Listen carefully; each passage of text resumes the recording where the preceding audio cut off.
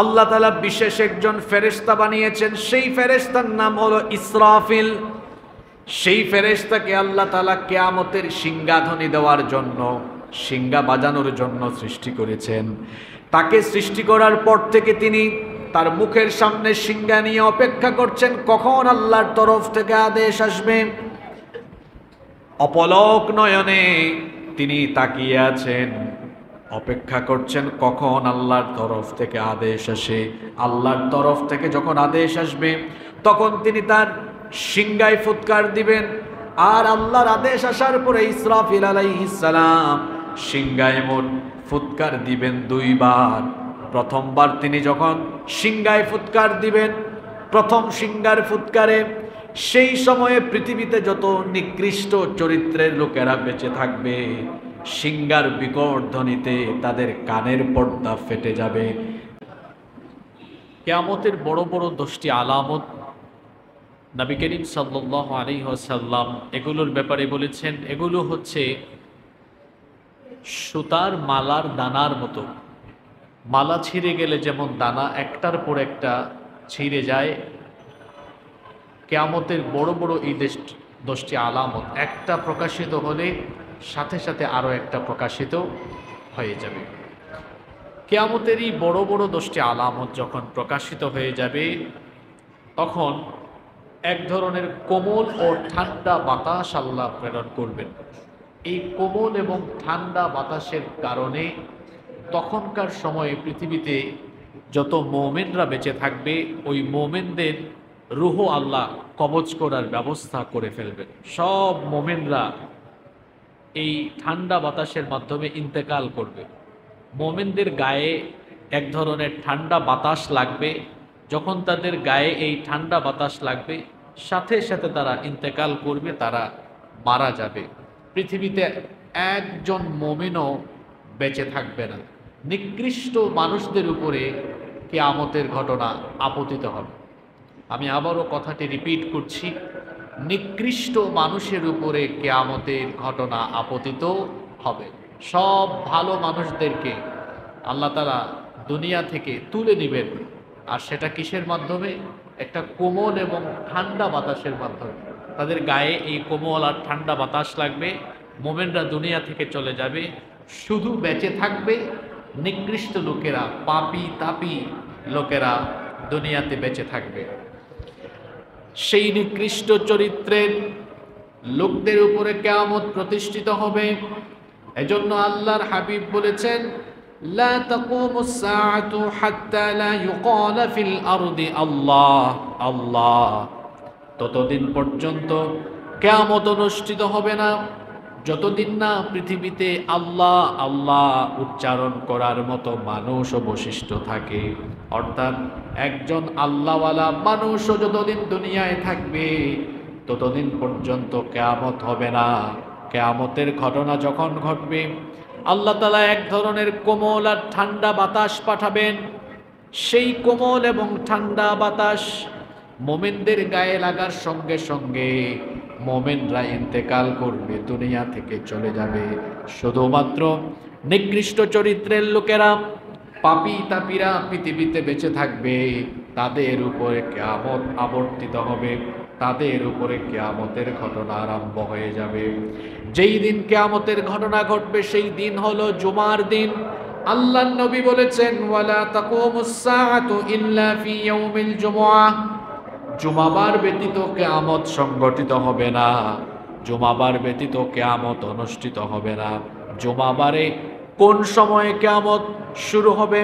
আল্লাহর নবী অন্য হাদিসে বলেছেন, সুবহে সাদেকের পর সূর্যোদয়ের আগ পর্যন্ত, সুবহে সাদেক থেকে নিয়ে সূর্যোদয়ের মাঝামাঝি সময়ে কিয়ামতের ঘটনা ঘটবে।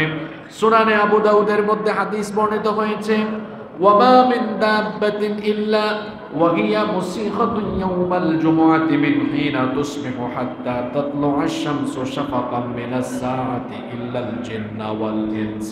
আল্লাহর নবী বলেছেন, প্রত্যেক জুমাবার সুবহে সাদেক থেকে নিয়ে সূর্য উদিত হওয়া পর্যন্ত প্রত্যেক প্রাণী কিয়ামত সংগঠিত হওয়ার ব্যাপারে ভয়ে উৎকণ্ঠিত থাকে।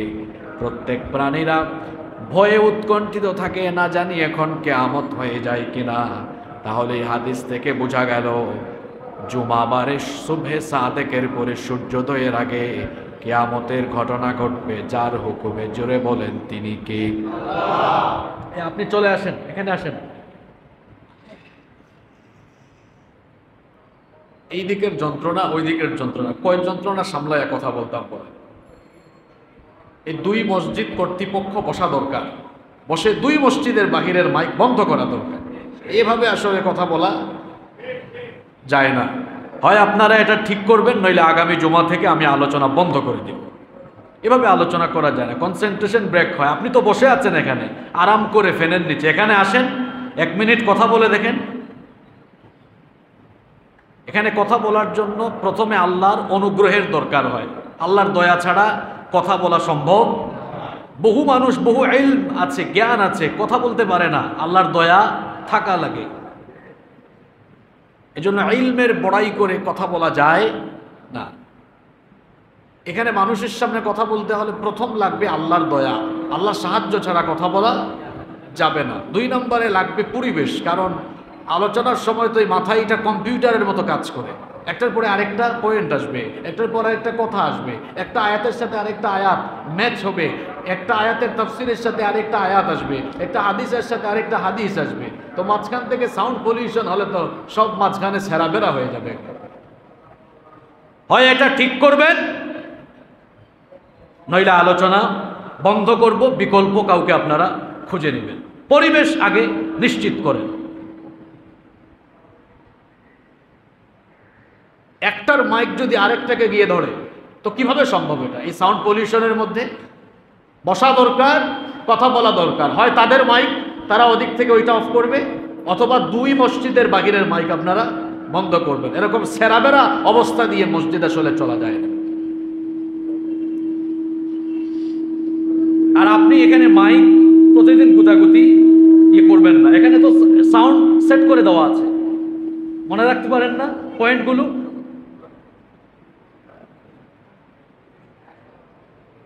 নাকি আপনার হাত চুলকায় যে সব সময় এটা ঠিক করতে হয়?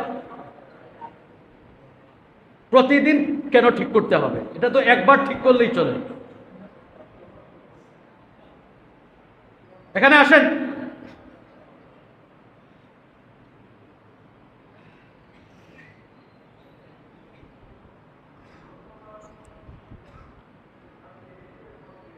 সম্মানিত মুসল্লিবৃন্দ, আমি আপনাদের কাছে আন্তরিকভাবে ক্ষমা চাচ্ছি এ ধরনের আচরণের জন্য। আসলে বিষয়টা খুবই বিরক্তিকর। আমার জায়গায় থাকলে আপনাদের কাছেও খারাপ লাগতো। খুবই বিরক্তিকর এই বিষয়টা।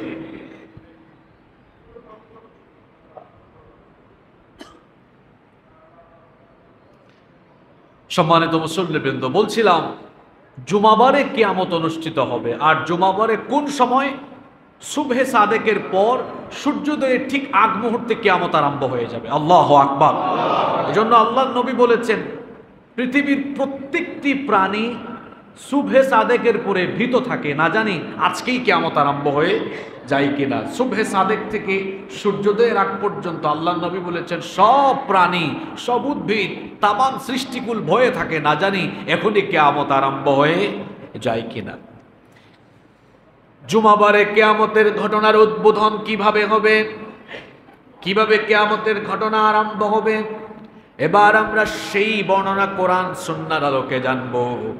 কিয়ামতের ঘটনার উদ্বোধন করার জন্য আল্লাহ তাআলা বিশেষ একজন ফেরেশতা বানিয়েছেন। সেই ফেরেশতার নাম হলো ইসরাফিল। সেই ফেরেশতাকে আল্লাহ তাআলা কিয়ামতের সিংহাধ্বনি দেওয়ার জন্য, সিংহা বাজানোর জন্য সৃষ্টি করেছেন। তাকে সৃষ্টি করার পর থেকে তিনি তার মুখের সামনে সিংহা নিয়ে অপেক্ষা করছেন কখন আল্লাহর তরফ থেকে আদেশ আসবে। অপলক নয়নে তিনি তাকিয়ে আছেন, অপেক্ষা করছেন কখন আল্লাহর তরফ থেকে আদেশ আসে। আল্লাহর তরফ থেকে যখন আদেশ আসবে তখন তিনি তার সিংহায় ফুৎকার দিবেন। আর আল্লাহর আদেশ আসার পরে ইসরাফিল আলাইহিস সালাম সিংহায় মোট ফুৎকার দিবেন 2 বার। প্রথমবার তিনি যখন সিংহায় ফুৎকার দিবেন, প্রথম সিংহার ফুৎকারে সেই সময়ে পৃথিবীতে যত নিকৃষ্ট চরিত্রের লোকেরা বেঁচে থাকবে সিংগার বিকট ধ্বনিতে তাদের কানের পর্দা ফেটে যাবে। কানের পর্দা ফেটে গিয়ে মানুষ বেহুশ হয়ে মারা যাবে। চিন্তা করুন তাহলে সেই সিংগার আওয়াজটা কত ভয়ঙ্কর হবে, যে সিংগার ফুৎকারে মানুষের কানের পর্দা ফেটে যাবে। কানের পর্দা ফেটে গিয়ে বেহুশ হয়ে সকল মানুষ এবং প্রাণীকুল মারা যাবে। আসমান জমিনে তখন এক ভয়ঙ্কর পরিস্থিতি আরম্ভ হয়ে যাবে। রব্বুল আলামিন কোরআনুল কারীমের 39 নম্বর সূরা সূরাতুজ জুমারের 68 নম্বর আয়াতে সেই চিত্র এভাবে তুলে ধরেছেন, ওয়ানুফিখা ফিস সূরি ফাসাইকা মান ফিস সামাওয়াতি ওয়া মান ফিল আরদি ইল্লা মান শাআল্লাহ। আল্লাহ তাআলা বলছেন, আর যখন সিংহায় ফুৎকার দেওয়া হবে, আসমান সমূহ আর জমিনে যারা আছে এক সিংহার ফুৎকারে কানের পর্দা ফেটে গিয়ে বেহুশ হয়ে মারা যাবে। বিভৎস এক পরিস্থিতি তখন বিরাজ করবে। শুধু কানের পর্দা ফাটবে না, এত বিকট আওয়াজ হবে, আসমান জমিন একসাথে কেঁপে উঠবে। আল্লাহু আকবার। এমন এক বিকট ধ্বনি, চিন্তা করেন, শুধু বাংলাদেশ কাঁপবে না, আসমান সমূহ কাঁপবে, জমিন কাঁপবে। এমন এক ভয়ঙ্কর কম্পন আরম্ভ হবে। সজোরে কম্পনের ফলে গোটা পৃথিবী লন্ড ভন্ড হয়ে যাওয়ার উপক্রম হবে। আল্লাহ তাআলা কোরআনুল কারীমের 22 নম্বর সূরা সূরাতুল হাজ্জের প্রথম আয়াতে বলছেন, ইয়া আইয়ুহান নাসুত্তাকু রাব্বাকুম ইন্না যালজালাতাস সাআতি শাইউন আযীম। হে মানব জাতি, তোমরা তোমাদের সেই রবকে ভয় করো যেই রবের আদেশে কিয়ামতের দিন একটি ভয়ঙ্কর কম্পন আরম্ভ হবে, যে কম্পনের ফলে সব কিছু ভেঙে চুরে তছনছ হয়ে যাবে। আসমানের অবস্থা কি হবে শোনেন। আল্লাহ তাআলা বলছেন, এই বিকট আওয়াজে আসমান ফেটে যাবে, দীর্ণ বিদীর্ণ হয়ে যাবে। 7 আসমান একটার উপরে আরেকটা পড়ে যেতে থাকবে। কোরআনুল কারীমের 82 নম্বর সূরা সূরা ইনফিতারের প্রথম আয়াতে আল্লাহ বলেছেন, ইদাস সামাউন ফাতারাত ওয়া ইদাল কাওয়াকিবুন তাসারাত ওয়া ইদাল বিহারু ফুজ্জিরাত ওয়া ইদাল কুবুরু বাসিরাত। আল্লাহ বলেছেন, ইদাস সামাউন ফাতারাত, যখন আসমান দীর্ণ বিদীর্ণ হয়ে যাবে, আসমান যখন ফেটে যাবে। চিন্তা করুন, ইসরাফিলের সিংহার একটা ফুৎকারে সবগুলো আসমান ফেটে যাবে, চূর্ণ বিচূর্ণ হয়ে যাবে। অফিসের ফাইলপত্র টেবিলে খোলার পরে এরপরে যেমন ফাইলগুলো গুটিয়ে তাকের মধ্যে একটার উপর আরেকটা ফাইল রাখা হয়, বইয়ের তাকে যেমন বুকশেলফে যেমন একটা বইয়ের উপরে আরেকটা বই রাখা হয়, কিতাবের পৃষ্ঠার মতো আসমানগুলোকে আল্লাহ তাআলা গুটিয়ে ফেলবেন। আল্লাহ তাআলা কোরআনুল কারীমের 21 নম্বর সূরা সূরাতুল আম্বিয়া এর 104 নম্বর আয়াতে বলেছেন, ইয়াউমা নাতুমিস সামাআ কাতাইয়িস সিজিল্লি লিল কুতুব। কিতাবের পৃষ্ঠার মতো আসমানকে আল্লাহ গুটিয়ে ফেলবেন। আসমানে থাকা সূর্য চন্দ্র নক্ষত্রগুলো কিভাবে ধ্বংস হয়ে যাবে শোনেন। যে সূর্যের আলো, যে সূর্যের তাপমাত্রায় আমরা কয়েকদিন ধরে দিশেহারা হয়ে আছি, এই সূর্যের কোনো আলো থাকবে না। ইসরাফিলের সিংহার ফুৎকারে সূর্য ফেটে যাবে, সূর্য আলোহীন হয়ে যাবে, সূর্য নিষ্প্রভ হয়ে যাবে। আল্লাহ তাআলা কোরআনুল কারীমের 81 নম্বর সূরা সূরাতুত তাকবীরের প্রথম আয়াত থেকে বলছেন, ইদাশ শামসু কুওয়িরাত ওয়া ইদান নুজুমু কাদারাত ওয়া ইদাল জিবালু সুয়িরাত। যখন সূর্য নিষ্প্রভ হয়ে যাবে, সূর্য আলোহীন হয়ে যাবে। চিন্তা করুন, একটা সূর্য গোটা পৃথিবী আলোকিত করে। এই সূর্যের তাপমাত্রা হলো 1,40,00,000 সেন্টিগ্রেড। গত কয়েকদিন ধরে আপনারা পান মাত্র 48, 39, 40, 42, 43। সূর্য যদি তার পুরোটা দিয়ে দিত তাহলে তামাম দুনিয়া ধ্বংস হয়ে যেত। সূর্যের কাছে আছে 1,40,00,000 সেন্টিগ্রেড, কিন্তু আল্লাহ ওখান থেকে পাঠান মাত্র 40-42। এতে করেই আপনাদের অবস্থা খারাপ। এটা কেন পুরোটা আসতে পারে না? আল্লাহ কত দয়া করেছেন দেখেন। সূর্য হলো পৃথিবী থেকে 9,30,00,000 মাইল দূরে।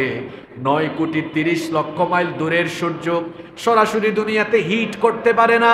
আল্লাহ এজন্য আসমান সমূহে মহাশূন্যে বায়ুমণ্ডলীয় স্তর সৃষ্টি করেছেন। আজকের বিজ্ঞানও সেগুলো প্রমাণ করে খুঁজে পেয়েছে। স্ট্রাটোস্ফিয়ার, আইনোস্ফিয়ার, ম্যাগনেটোস্ফিয়ার, এক্সোস্ফিয়ার, এ ধরনের ফিল্টার আল্লাহ বায়ুমণ্ডলে সৃষ্টি করে রেখেছেন বলে সূর্যের আলো ওই বায়ুমণ্ডলীয় স্তর বা ফিল্টারগুলোতে পিউরিফাইং হয়ে ঠিক যতটা আলো হলে আমরা বেঁচে থাকব, ততটা আলো বা টেম্পারেচার আল্লাহ আমাদের জন্য পাঠান। সুবহানাল্লাহ। ওই সূর্য কিয়ামতের সিঙ্গার ফুৎকারে নিষ্প্রভ হয়ে যাবে, আলোহীন হয়ে যাবে, সবকিছু অন্ধকার হয়ে যাবে। চাঁদের অবস্থা কি হবে? আল্লাহ তাআলা চাঁদের কথা এবার বলছেন কোরআনুল কারীমের 75 নম্বর সূরা সূরাতুল কিয়ামাহের 6 নম্বর আয়াত থেকে আল্লাহ বলছেন, ইয়াসআলু আইয়ানা ইয়াউমুল কিয়ামাহ ফাইযা বারিকাল বাসার ওয়া খাসাফাল কমার ওয়া জুমিআশ শামসু ওয়াল কমার ইয়াকুলুল ইনসানু ইয়াওমাইযিন আইনাল মাফার। আল্লাহ তাআলা বলছেন সে জিজ্ঞেস করে কখন কিয়ামত হবে। আল্লাহ তাআলা বলছেন ফাইদা বারিকাল বাসার, যখন চক্ষু স্থির হয়ে যাবে, ওয়া খাসাফাল কমার, চাঁদ যখন আলোহীন হয়ে যাবে, চাঁদের আলো থাকবে না, চাঁদও ভেঙে টুকরা টুকরা হয়ে যাবে, ওয়া জুমিআশ শামসু ওয়াল কমার, কিয়ামতের দিন সূর্য আর চন্দ্রকে আল্লাহ একাকার করে দিবেন। ইসরাফিলের সিঙ্গার প্রথম ফুৎকারের পরে সূর্য আর চাঁদকে আল্লাহ এক করে দিবেন। সূর্য আর চাঁদকে টুকরা টুকরা করে ভেঙে চুরে চূর্ণ বিচূর্ণ করে দেওয়া হবে। ভয়ঙ্কর এই চিত্র যখন মানুষ দেখবে তখন বলবে ইয়াকুলুল ইনসানু ইয়াউমাইযিন আইনাল মাফার, মানুষ বলবে পালানোর জায়গা কোথায়? কোথায় আজ আমরা পালাবো? পালানোর তো কোনো জায়গা থাকবে না। সূর্য চন্দ্র আলোহীন হয়ে যাবে। নক্ষত্রের অবস্থা কি হবে? আল্লাহ তাআলা বলেছেন ফাইদান নুজুমু তুমিসাত, নক্ষত্রগুলো আলোহীন হয়ে যাবে। আল্লাহ তাআলা অন্য আয়াতে বলেছেন ওয়া ইদান নুজুমু কাদারাত, নক্ষত্রগুলো খসে খসে পড়ে যেতে থাকবে। আল্লাহু আকবার। চিন্তা করছেন সূর্য, যে সূর্য পৃথিবীর চেয়ে 13 লক্ষ গুণ বড়, ওই সূর্যের যে এক একটা তারকা আরো 50,000 40,000 কোটি গুণ বড়। আল্লাহু আকবার। ইসরাফিলের সিঙ্গার আওয়াজটা কত ভয়ঙ্কর আপনি ফিল করেন তো। একবার সিঙ্গায় ফু মারবে, এই আওয়াজে শুধু মানুষের কানের পর্দা ফাটবে না, পৃথিবীর চেয়ে বড় 13 লক্ষ গুণ বড় সূর্য ফেটে যাবে, চন্দ্র ফেটে যাবে, আবার সূর্যের চেয়ে 50,000 কোটি গুণ বড় এক একটা তারকা খসে খসে পড়ে যেতে থাকবে। আল্লাহু আকবার। কি ভয়ঙ্কর ব্যাপার, কি সাংঘাতিক ব্যাপার। আসমানে যা আছে সব শেষ, লন্ডভন্ড হয়ে যাবে। আর জমিনের অবস্থা কি হবে? আল্লাহ তাআলা বলছেন ইসরাফিলের সিঙ্গার ফুৎকারের পরে তামাম পৃথিবীর জমিন একসাথে কেঁপে উঠবে। আল্লাহ তাআলা বলছেন ইযা যুলজিলাতিল আরদু জিলজালাহা ওয়া আখরাজাতিল আরদু আথকালাহা। স্মরণ করো যখন গোটা জমিন একসাথে কেঁপে উঠবে, গোটা জমিন একসাথে এমন মহাকম্পন আরম্ভ হবে, জমিনের সেই কম্পনের ফলে জমিনটা উলট পালট হয়ে যাবে। ভালো করে বোঝার চেষ্টা করুন, জমিনটা উলট পালট হয়ে যাবে। জমিনের উপরে যা আছে উপরের সব কিছু জমিনের নিচে চলে যাবে, জমিনের নিচের সব কিছু উপরে চলে আসবে। এজন্য আল্লাহ পরের আয়াতে বলেছেন ওয়া আখরাজাতিল আরদু আথকালাহা, জমিন যখন কম্পন আরম্ভ করবে, জমিনের ভেতর থেকে জমিন সবকিছু বের করে দিবে। এই জমিনের উপরে যত বিল্ডিং আছে, গাছপালা, উদ্ভিদকুল, প্রাণীকুল যা কিছু আছে সব জমিনের তলায় চলে যাবে। আল্লাহ জমিনকে তার কুদরতি হাতে নিয়ে একটা আছাড় মারবেন, জমিনের উপরের সবকিছু জমিনের নিচে চলে যাবে, আর জমিনের নিচে যা কিছু আছে উপরে উঠে আসবে। আপনাদের প্রশ্ন হতে পারে জমিনের নিচে কি আছে? এই জমিনের নিচে বিলিয়ন ট্রিলিয়ন ডলারের খনিজ সম্পদ আছে, যে খনিজ সম্পদের জন্য এত মারামারি। এই স্বর্ণ, তারপরে আরো যত খনিজ সম্পদ আছে, ইসরাফিলের সিঙ্গার ফুৎকারের পরে জমিনের ভেতরে থাকা সব সম্পদগুলো জমিনের উপরে উঠে যাবে। আল্লাহু আকবার। জমিনের উপরে থাকা বিল্ডিং গুলো, টাওয়ার গুলো, এগুলো কাগজের মতো উড়ে যেতে থাকবে, একটার পর একটা পড়ে যেতে থাকবে। কি বিভৎস একটা ফুৎকারে সব বিল্ডিং আর টাওয়ার গুলো শেষ হয়ে যাবে। জমিনটাকে আছাড় দিয়ে আল্লাহ শেষ করে দিবেন। জমিনের উপরে থাকা বিশাল বিশাল পাহাড়গুলোর অবস্থা কি হবে? আল্লাহ তাআলা পাহাড়ের বর্ণনা দিচ্ছেন কোরআনুল কারীমের 69 নম্বর সূরা, সূরাতুল হাক্কা 13 নম্বর আয়াত থেকে আল্লাহ বলছেন, ফাইদা নুফিখা ফিস সূরি নাফখাতুন ওয়াহিদা ওয়া হুমিলাতিল আরদু ওয়াল জিবালু ফাদুক্কাতা দাক্কাতান ওয়াহিদা ফায়াউমাইযিন ওয়াকাআতিল ওয়াকিআ। প্রথম সিঙ্গার ফুৎকারের পরে আল্লাহ বলছেন ওয়া হুমিলাতিল আরদু ওয়াল জিবালু ফাদুক্কাতা দাক্কাতান ওয়াহিদা। পাহাড় সহ জমিনকে উপরে তুলে একটা আছাড় দিয়ে সবকিছুকে লণ্ডভণ্ড করে দেওয়া হবে। পাহাড়গুলো কিরকম করে ধ্বংস হবে আল্লাহ তাআলা কোরআনুল কারীমের 73 নম্বর সূরা, সূরা মুজাম্মিলের 14 নম্বর আয়াতে বলছেন, ইয়াউমা তারজুফুল আরদু ওয়াল জিবালু ওয়া কানাতিল জিবালু কাসীবাম মাগীলা। জমিন সহ পাহাড় এমন ভাবে কেঁপে উঠবে, পাহাড়গুলো বালুর মতো উড়ে যাবে। এখন তো বৈশাখ মাস এসেছে, দেখবেন কাল বৈশাখী ঝড়ের সময় বৃষ্টির আগে প্রচন্ড বাতাসের কারণে দেখবেন ধুলাবালু কেমন করে উড়ে যায়। ইসরাফিলের সিঙ্গার ফুৎকারের পরে পাহাড়গুলো এরকম ধুলাবালুর মতো উড়ে যেতে থাকবে। আল্লাহ তাআলা সূরা কারিয়ার মধ্যে আরো ভয়ঙ্কর কথা বলেছেন। সূরা কারিয়া এর 5 নম্বর আয়াতে আল্লাহ বলেছেন, ওয়া তাকুনুল জিবালু কালঈনিল মানফুশ। পাহাড়গুলো রঙিন পশম, রঙিন তুলার মতো, ধুনা তুলার মতো উড়ে উড়ে যেতে থাকবে। সাগরের অবস্থা কেমন হবে? বঙ্গোপসাগর, আটলান্টিক মহাসাগর, প্রশান্ত মহাসাগর, দুনিয়াতে যত সাগর মহাসাগর আছে সব সাগরকে একসাথে উত্তাল করে দেওয়া হবে। আল্লাহ তাআলা বলছেন, ওয়া ইদাল বিহারু ফুজ্জিরাত। স্মরণ করো যখন সাগরকে উত্তাল করা হবে। মুফাসসিরিনে কেরাম আয়াতের ব্যাখ্যায় বলেছেন কি করে সাগরকে উত্তাল করে দেওয়া হবে। সাগরের নিচে বিশাল এক জগৎ আছে যেটা আমরা জানি না। সাগরের নিচে যত মৎস্যকুল, যত প্রাণী, যত কিছু আছে, যত উদ্ভিদ আছে, সবকিছু সহ সাগরের পানিকে আল্লাহ উত্তাল করে দিবেন। সাগর যখন উত্তাল হয়ে যাবে, অন্যদিকে ইসরাফিলের সিঙ্গার ফুৎকারের কারণে তখন সাগরের নিচের মাটি ফেটে যাবে। সাগরের সব পানি মাটির তলায় চলে যাবে। পানির মূল উপাদান অক্সিজেন আর হাইড্রোজেন যখন একসাথে মিলেমিশে একাকার হয়ে যাবে, সাগরের মধ্যে সেদিন আগুন ধরে যাবে। এজন্য আল্লাহ তাআলা বলেছেন সূরা তাকবীরের মধ্যে, ওয়া ইদাল বিহারু সুজ্জিরাত। কিয়ামতের দিন সাগরের মধ্যে আগুন লেগে যাবে, আগুন ধরে যাবে, সাগর উত্তাল হয়ে যাবে। এই রকম করে জমিনের উপরে থাকা সবকিছু, বিল্ডিং, টাওয়ার, গাছপালা, উদ্ভিদকুল, প্রাণীকুল, সাগর মহাসাগর, পর্বতরাজি সবকিছু ভেঙে চুরে লন্ড ভন্ড চূর্ণ বিচূর্ণ হয়ে যাবে। গোটা জমিনকে আল্লাহ তাআলা ধ্বংস করে তার মুষ্টির ভেতরে নিয়ে নেবেন। এজন্য আল্লাহ তাআলা কোরআনুল কারীমের 39 নম্বর সূরা, সূরাতুজ জুমারের 67 নম্বর আয়াতে বলেছেন, ওয়াল আরদু জামিআন ক্বাবদাতুহু ইয়াউমাল কিয়ামাতি ওয়াস সামাওয়াতু মাতওয়িয়াতুন বিয়ামিনি সুবহানাহু ওয়া তাআলা আম্মা মা ইউশরিকুন। আল্লাহ তাআলা বলছেন তামাম পৃথিবীকে কিয়ামতের দিন আমি আমার মুষ্টিবদ্ধ করে ফেলবো। কি ভয়ঙ্কর ব্যাপার চিন্তা করুন। আল্লাহ তার কুদরতি মুষ্টির ভেতরে তামাম পৃথিবীকে নিয়ে ফেলবেন।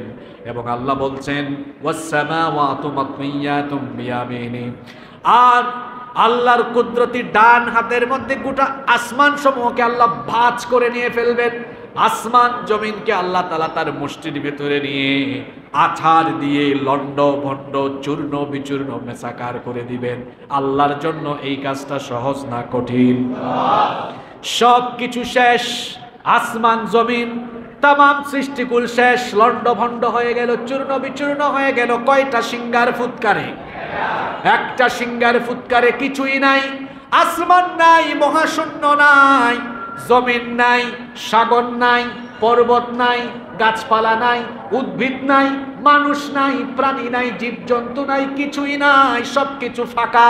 আল্লাহ তাআলা তখন বলবেন ইয়া দুনিয়া, হে দুনিয়া, আইনা জিবালুকি, তোর বুকের উপরে থাকা পাহাড়গুলো আজ কোথায়?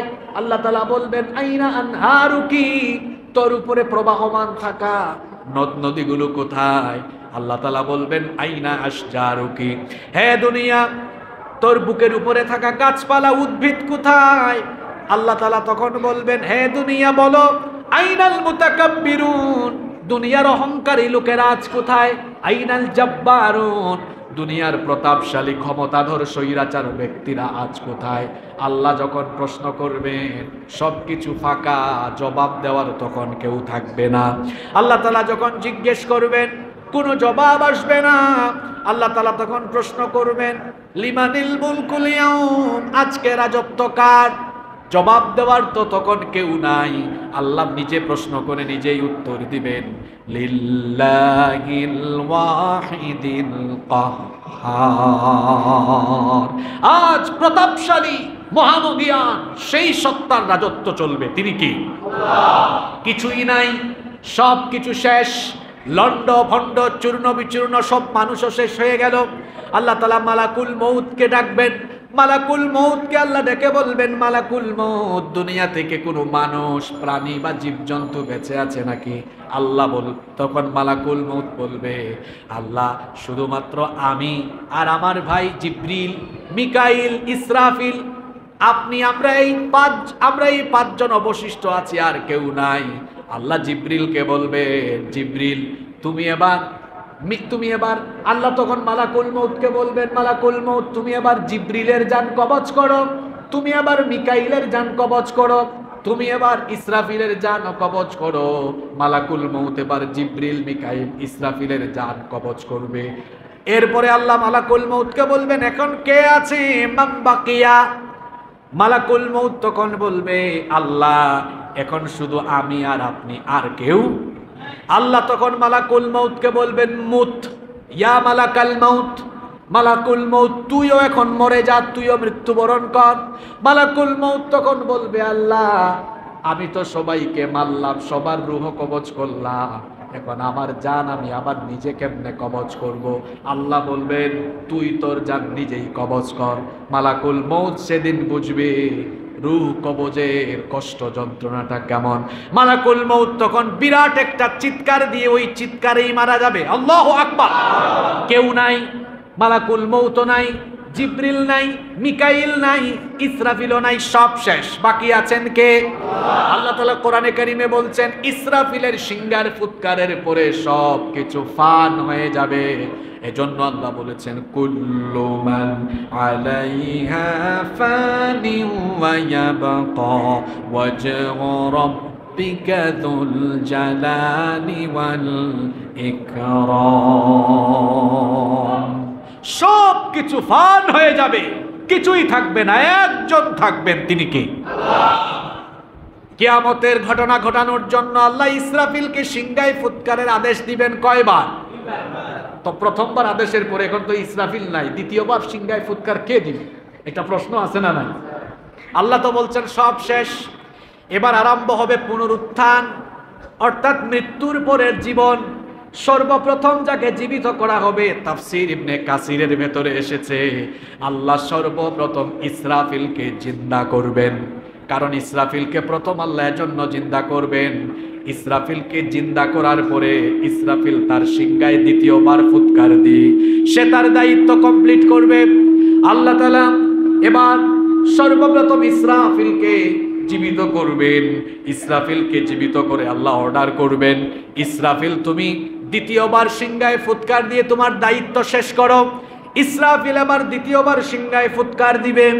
এবার কিয়ামতের দ্বিতীয় পর্যায়ে দ্বিতীয়বার সিংহার যখন ফুৎকার দেওয়া হবে, এবার সবগুলো কবর খুলে যেতে থাকবে। অনেক মানুষ মারা গিয়েছে, এদের লাশ আমরা কবর দিতে পারি নাই, আগুনে পুড়ে মারা গেছে, ছাই সাগরে ডুবে গেছে, লাশ আমরা পাই নাই। তাহলে তাদের অবস্থা কি হবে? এজন্য আল্লাহ কিয়ামতের দিনটাকে বলেছেন ইয়াউমুল হাসর, হাসরের দিন। হাসর আরবি শব্দ অর্থ হলো জমা করার দিন, একত্রিত করার দিন।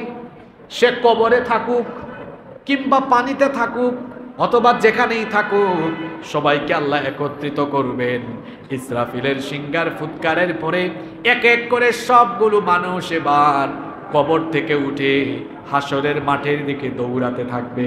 এজন্য আল্লাহ তাআলা সূরা জুমারের ৬৮ নম্বর আয়াতে বলছেন সুম্মা নুফিখা ফীহি উখরা ফাইদা হুম কিয়ামুন ইয়ানজুরুন। অতঃপর দ্বিতীয়বার যখন সিংহায় ফু দেওয়া হবে, মানুষগুলো তখন কিয়ামতের দৃশ্য কবর থেকে উঠে দেখবে। কবরগুলো খুলে দেওয়া হবে। সর্বপ্রথম কবর থেকেই যাকে উঠানো হবে, সর্বপ্রথম যার কবর খুলে দেওয়া হবে ইসরাফিলের সিংহার ফুৎকারের পরে যার কবর প্রথম খুলে যাবে তিনি আর কেউ নন, তিনি আমাদের নবী, আমাদের প্রিয় নবী রাহমাতাল লিল আলামিন মুহাম্মাদুর রাসূলুল্লাহ সাল্লাল্লাহু আলাইহি ওয়াসাল্লাম। কত সম্মান আমাদের নবীর, কত মর্যাদা আমাদের নবী। ইসরাফিলের সিংহার ফুৎকারের পরে প্রথমে আল্লাহ আমাদের নবীকে উঠাবেন, সুবহানাল্লাহ। এজন্য আল্লাহর নবী বলেছেন আনা সাইয়্যিদু ওয়ালাদি আদম ইয়াউমাল কিয়ামাহ, কিয়ামত দিবসে আল্লাহ আমাকে আদম সন্তানের নেতা বানাবেন। ওয়া আউয়ালু মান ইয়ানশাক্কু আনহুল কবর, আর আমি প্রথম ব্যক্তি যাকে সর্বপ্রথম কবর থেকে উঠানো হবে। নবীজিকে প্রথমেই কবর থেকে উঠানো হবে। নবীজি কবর থেকে যখন উঠবেন, নবীজি কবর থেকে উঠার পরেই তার জবান থেকে বের হবে আইনা উম্মতি। নবীজি তখন আমাকে আপনাকে স্মরণ করবেন, বলবেন আমার উম্মত কোথায়। কবর খুলে যাওয়ার পরে নবীজি বলবেন হাসর কায়েম হয়ে গিয়েছে, আমার উম্মত কোথায়। উম্মতের চিন্তায় নবীজি পেরেশান হয়ে পড়বেন। এবার অন্যান্য নবীদের কবর খুলে যাবে, সকল মানুষের কবর খুলে যাবে, একটার পর একটা কবর খুলবে। সবগুলো মানুষ কবর থেকে এত দ্রুত গতিতে উঠবে, আল্লাহ তাআলা সেই ভয়ঙ্কর চিত্রের বর্ণনা কোরআনুল কারীমের ৭০ নম্বর সূরা সূরাতুল মাআরিজের ৪৩ নম্বর আয়াতে তুলে ধরেছেন। আল্লাহ তাআলা বলছেন ইয়াউমা ইয়াখরুজুনা মিনাল আজদাথি সিরাআন কাআন্নাহুম ইলা নুসবিন ইউফিদুন।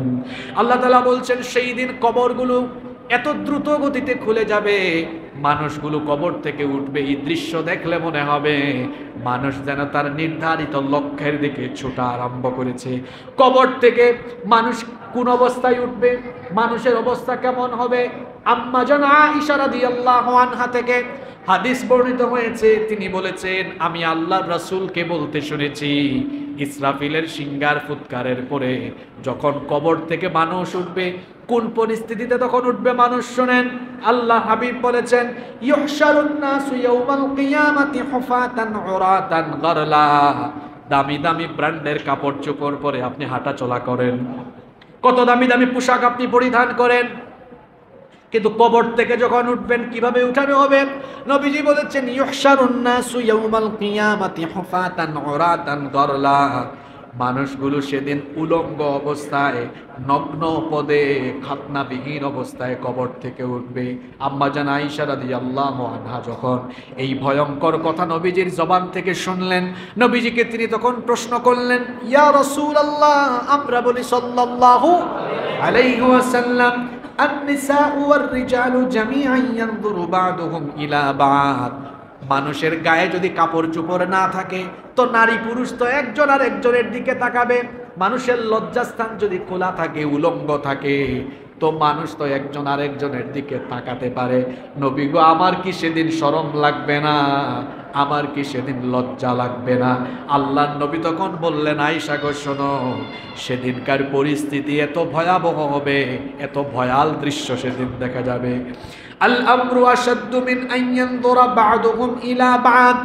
মানুষগুলো নফসি নফসি করে করে নিজেকে বাঁচানোর জন্য, নিজের হিসাবের জন্য এত ভয়ে থাকবে, এত ভীত অবস্থায় থাকবে। মানুষ যে কিয়ামতের দিন বিচার দিবসের ভয়াবহতার কথা স্মরণ করে মানুষ যে নিচের দিকে চক্ষুটা দিবে, উপরের দিকে তাকানোর ফুরসত মানুষ পাবে না। আল্লাহু আকবার। ভয়ঙ্কর পরিস্থিতি আরম্ভ হবে। মানুষ শুধু নিজেকে নিয়ে সেদিন ব্যস্ত থাকবে। কিসের বাপ আর কিসের মা, কিসের স্ত্রী সন্তান ভাই বোন। অবস্থা এত ভয়াবহ হবে যে বিবিকে এত ভালোবাসেন, সেই স্ত্রীকে সামনে দেখলো আপনি চিনবেন না।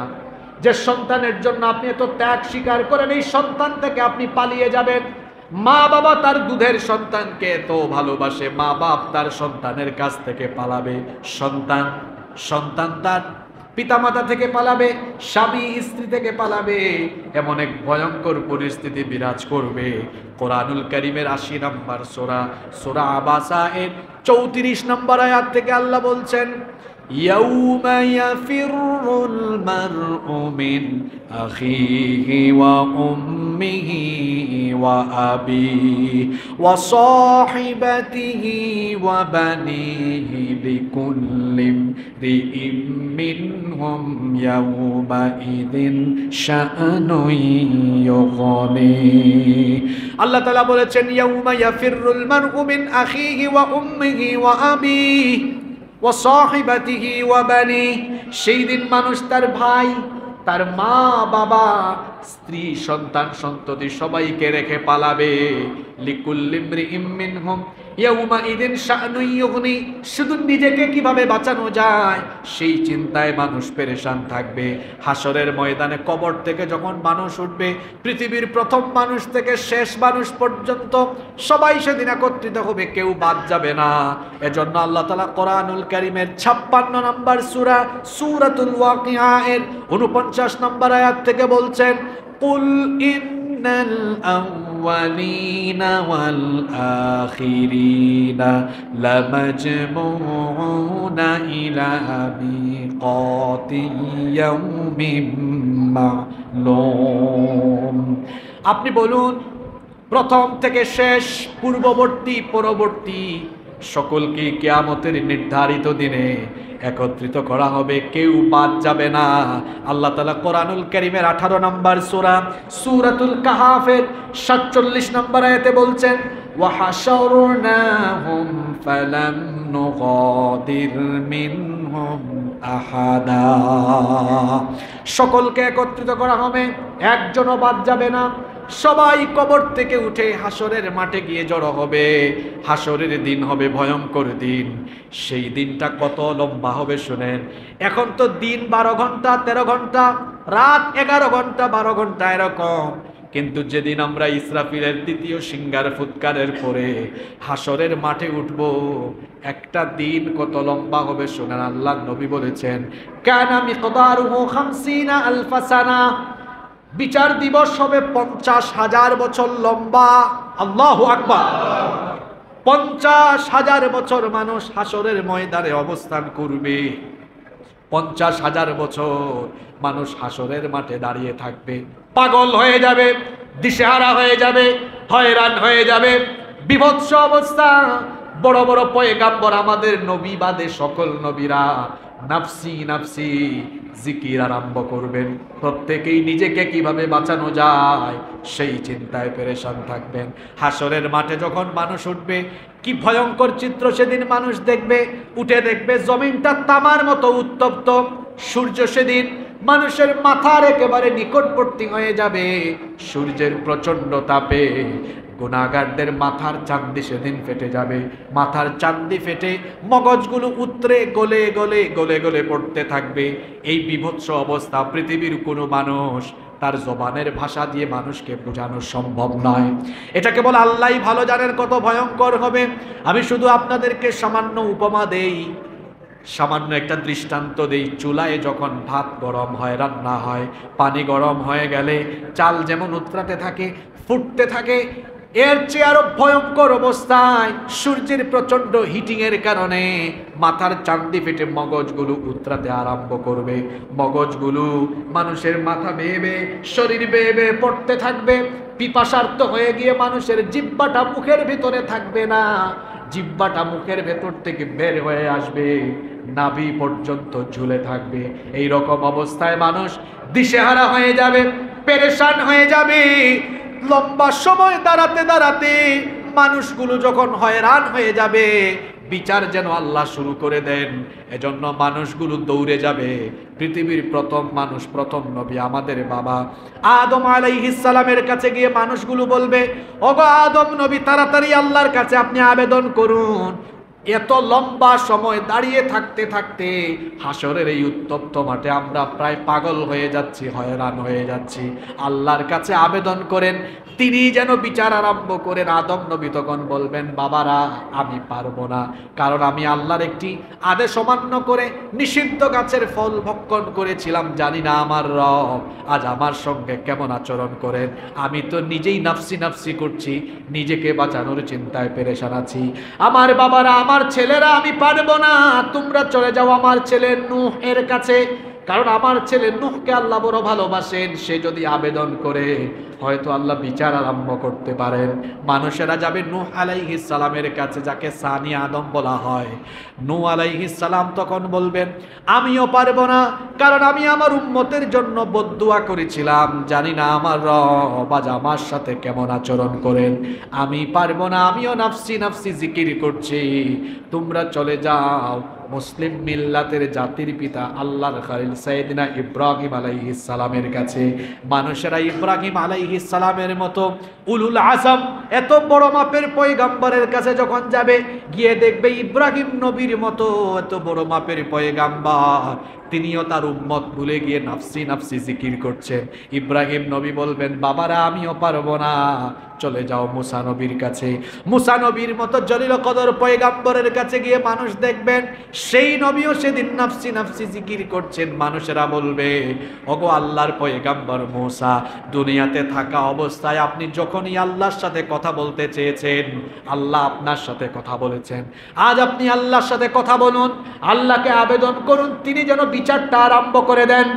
মুসা নবী তখন বলবেন, আমার থাপ্পড় খায়া ফেরাউনের বংশের একজন দুনিয়া থেকে বিদায় হয়েছে, জানি না এই কারণে আজ আল্লাহ আমাকে ক্ষমা করেন কিনা, আমার সাথে আল্লাহ কিরূপ আচরণ করেন, আমি এই চিন্তায় আছি, আমি পারবো না। চলে যাও ঈসা রূহুল্লাহর কাছে।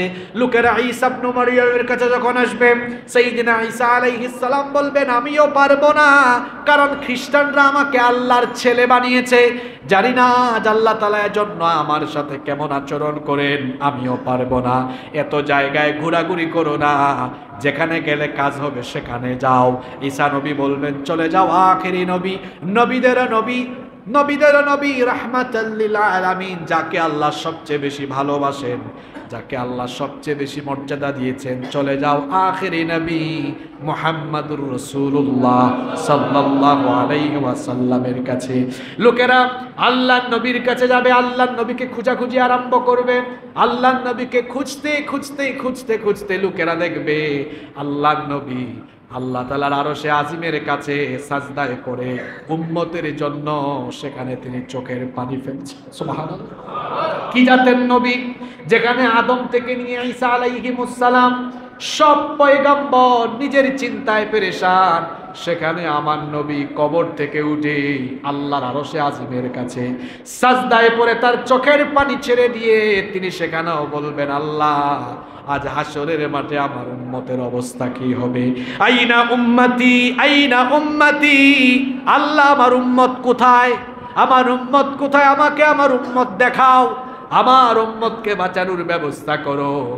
লোকেরা নবীজির কাছে যাবে, গিয়ে বলবে, ওগো আল্লাহর নবী, আপনি আল্লাহর কাছে আবেদন করুন, আমরা আর সহ্য করতে পারছি না, সূর্যের তাপে আমাদের অবস্থা খারাপ, পিপাসার্থ হয়েছি আমরা, আপনি আল্লাহর কাছে আবেদন করুন, তিনি যেন বিচার আরম্ভ করেন। আল্লাহর নবী তখন সাজদায় পড়ে গিয়ে আল্লাহর কাছে আবেদন করবেন, আল্লাহর রহমতের দরিয়ায় জোশ মারবেন। আল্লাহ তখন বলবেন, ও আমার হাবিব, আপনার চোখের পানি আমার সহ্য হয় না, সাল আপনি ইরফা আপনার মাথা উঠান, সাল আমার কাছে চান, কি চাইবেন, তো যা চাইবেন আমি দিব। আর আপনি সাজদায় পড়ে গিয়ে উম্মত বলে পেরেশান হয়ে আছেন।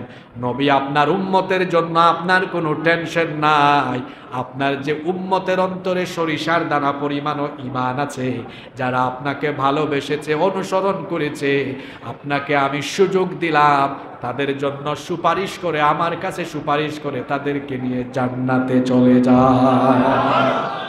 আল্লাহর নবীর সুপারিশে বিচারের কাজ আরম্ভ হবে, বিচার আরম্ভ হবে। হাসরের ময়দানে আল্লাহ বিচার আরম্ভ করবেন। বিচারের মাঠে, হাসরের মাঠে পাপী তাপীদের অবস্থা কি হবে? তাদের কলিজাটা ভালো করে শুনেন, পাপী তাপীদের কলিজার জায়গায় থাকবে না, কলিজাটা গলার কাছে চলে আসবে। কি ভয়ঙ্কর পরিস্থিতি আল্লাহ তাআলা কোরআনে কারিমে বলছেন। বিচারের দিনে পাপী তাপীদের কলিজাটা কলিজার জায়গা থেকে উঠে গলায় চলে আসবে। আল্লাহ তাআলা কোরআনুল কারীমের 40 নম্বর সূরা গাফিরের 18 নম্বর আয়াতে বলেছেন, ওয়া আনযিরহুম ইয়াউমাল আজিফাতি ইযিল কুলুবু লাদাল হানাজিরি কাযিমিন মালিয যালিমিনা মিন হামিমিন ওয়ালা শাফিঈন ইউতা। আল্লাহ তাআলা বলেছেন, ও নবী, আপনি মানুষদেরকে ওই দিনের ব্যাপারে সতর্ক করুন, যেই বিচারের দিনে, বিচারের ভয়ে, হিসাবের ভয়ে মানুষের কলিজাটা উপরের দিকে উঠে গলা পর্যন্ত চলে আসবে, পাপী তাপীদের অন্তর কেঁপে উঠবে, দৃষ্টিনত হয়ে যাবে। এজন্য আল্লাহ তাআলা কোরআনুল কারীমে সূরা নাজিয়াতের 8 নম্বর আয়াত থেকে বলেছেন, কুলুবুন ইয়াউমাইযিন ওয়াজিফাতুন আবসারুহা খাশিয়া। সেদিন তাদের অন্তর কেঁপে উঠবে, কলিজা কেঁপে উঠবে, দৃষ্টিনত হয়ে যাবে। কিন্তু ঈমানদার যারা, মুমিন যারা, ভীত বিহব্বল হবে না তারা। তাদের ব্যাপারে আল্লাহ তাআলা কোরআনুল কারীমের 21 নম্বর সূরাতুল আম্বিয়া এর 103 নম্বর আয়াতে বলেছেন, লা ইয়াহজুনুহুমুল ফাযাউল আকবার ওয়া তাতালাক্কাহুমুল মালাইকা হাযা ইয়াউমুকুমুল্লাযী কুনতুম তুআদুন। আল্লাহ তাআলা বলছেন, সেই দিন ঈমানদাররা ভীত বিহ্বল হবে না, ফেরেশতারা আগমন করে তাদেরকে সুসংবাদ দিবে, আল্লাহর বান্দা, তোমার জন্য আজ কোনো ভয় নাই, টেনশন নাই। আজকে হলো আল্লাহর ওয়াদা করা সেই দিন, যে দিনের জন্য সারা জীবনভর তুমি নেক আমল করেছো, আজকে তুমি জান্নাতের সুসংবাদ গ্রহণ করো। আল্লাহর নবীর সুপারিশে, আল্লাহর নবীর শাফায়াতে যখন হাসরের মাঠ কায়েম হয়ে যাবে, আল্লাহ তাআলা তার নবীকে সেদিন বিশেষ সম্মান দিবেন। আল্লাহ তাআলা তার নবীকে বলবেন, নবী গো, আপনি আপনার উম্মতের চিন্তায় পেরেশান, আপনার উম্মতের জন্য চোখের পানি ছাড়ছেন, আপনার উম্মতের চিন্তায় আপনি পেরেশান। আপনার উম্মত হাসরের ময়দানে এত লম্বা সময় ধরে সূর্যের ক্ষিপ্রতায়, তীব্রতায় পিপাসার্থ হয়ে আছে, আপনার উম্মতের পিপাসা যেন নিবারণ হয়ে যায়। ও নবী, আজ আমি এখন আপনাকে হাউজে কাউসার দান করব। সুবহানাল্লাহ। সর্বপ্রথম আমাদের নবীকে আল্লাহ হাউজ দান করবেন। হাউজের প্রশস্ততা কেমন হবে? আল্লাহর নবী বলেছেন, হাউদি মাসিরাতু শাহরিন। আল্লাহর নবী বলেছেন, আমার হাউজের প্রশস্ততা হবে 1 মাসের দূরত্বের সমান। হাউজের পানি কেমন হবে? নবীজি বলেছেন, মাউহু আবিয়াদু মিনাল লাবান। হাউজে কাউসারের পানি হবে দুধের চেয়ে আরো সাদা। ওয়ারিহুহু আতিয়াবু মিনাল মিস্ক। হাউজে কাউসারের পানির মধ্যে এমন সুগন্ধ থাকবে যেই সুগন্ধ মেশকে আম্বরের চাইতেও আরো বেশি সুগন্ধযুক্ত। আল্লাহর নবী বলেছেন ওয়া কিজানুহু কানুজুমিস সামা, হাউজের পাত্রগুলো থাকবে আসমানের তারকার মতো। আল্লাহর নবী বলেছেন আকাশের মধ্যে যত তারকা আছে তার চাইতেও বেশি হাউজে কাউসারের পেয়ালা আল্লাহ আমাকে সেদিন দান করবেন। সুবহানাল্লাহ। আমি আমার উম্মতকে পানি বিলাতে থাকবো। হাসরের মাঠে 50,000 বছর দাঁড়িয়ে থাকতে থাকতে যখন মুখের ভেতর থেকে জিহবা বের হয়ে কলিজা পর্যন্ত ঝুলে থাকবে, মানুষ যখন ঘর্মাক্ত হয়ে যাবে, ঘামাতে থাকবে, সেই সময় হাউজে কাউসারের পানি নবীজি যখন বিলাবেন, আল্লাহর নবী যেই ব্যক্তিকে হাউজে কাউসারের পানি দিবেন, আর যে ব্যক্তি হাউজে কাউসারের পানি একবার পান করবে, নবীজি বলেছেন মান শারিবা মিনহা ফালা ইয়াদমাউ আবাদা, যে একবার হাউজে কাউসারের পানি পান করবে তার সারা জীবনের সকল পিপাসা দূর হয়ে যাবে। আল্লাহর নবী তার উম্মতকে পানি দিতে থাকবেন। খেয়াল করে শোনেন, কিছু উম্মতকে পানি দিতে গেলে ফেরেশতা চলে আসবে, এসে বলবে নবী গো এই লোকটাকে আপনি পানি দিবেন না। আল্লাহর নবী বলবেন কেন, এত আমার উম্মত, তাকে কেন আমি পানি দিব না? তখন ফেরেশতারা বলবে তাকে এই কারণে আপনি পানি দিবেন না, আপনি দুনিয়া থেকে চলে যাওয়ার পরে এই ব্যক্তি দ্বীনের ভেতরে তার মন গড়া বিভিন্ন ইবাদত ঢুকিয়ে দিয়েছে, অর্থাৎ বিদআত করেছে। বিদআত বড় ভয়ঙ্কর জিনিস। আপনার কাছে মনে হয় আমি তো ভালো কাজ করছি, নবীজি যেটা করেন নাই, সাহাবীরা যেটা করেন নাই, ভালো মনে করে ওইটাও যদি করেন ওইটা হবে বিদআত। আল্লাহর নবীকে ফেরেশতারা বলবেন এই লোকটা বিদআত করত। এই কথা শুনে নবীজি হাউজে কাউসারের পেয়ালা গুটিয়ে ফেলবেন, ওই লোকটাকে পানি দিবেন না। নবীজি তখন বলবেন সুহকান সুহকান লিমান গায়্যারা মিন বাদি, আমার চোখের সামনে থেকে দূর হও, যে ব্যক্তি আমার দিনের ভেতরে আমার পরে নতুন বিষয় ঢুকিয়ে দিয়েছে। আজকে হাউজে কাউসারের পানি তার নসিবে নাই, এমনকি তার সাথে আজকে আমার কোনো সম্পর্ক নাই। কি ভয়ঙ্কর ব্যাপার! এজন্য এই বেদাতের ব্যাপারে আমাদেরকে সতর্ক থাকতে হবে। আল্লাহ আমাদেরকে বুঝার তৌফিক দেন। এবার মিজান কায়েম হবে, মিজান দাড়ি পাল্লা কায়েম হবে। আল্লাহর বিচারের সিস্টেম বড় সুন্দর। মিজানের মাধ্যমে আল্লাহ বিচার করবেন, মিজান কায়েম করা হবে। দাড়ি পাল্লার মাধ্যমে মানুষের আমলগুলো পরিমাপ করে আল্লাহ হিসাব আরম্ভ করবেন। বিচারের মাঠে বিচার এবার শুরু। বিচার হবে মিজানের ভিত্তিতে, ন্যায় বিচারের মানদণ্ড আল্লাহ স্থাপন করবেন। কোরআনুল কারীমের 21 নম্বর সূরা সূরাতুল আম্বিয়া এর 47 নম্বর আয়াতে আল্লাহ তাআলা বলছেন ওয়া তাদাউল মাওয়াজিনাল কিসত লিয়াউমিল কিয়ামাহ ফালা তুযলামু নাফসুন শাইআ। আর কিয়ামতের ময়দানে আল্লাহ তাআলা ন্যায় বিচারের মানদণ্ড অর্থাৎ মিজান স্থাপন করবেন। মিজান স্থাপন করে আল্লাহ তাআলা বিচার আরম্ভ করবেন। সেদিন কারো উপরে জুলুম করা হবে না।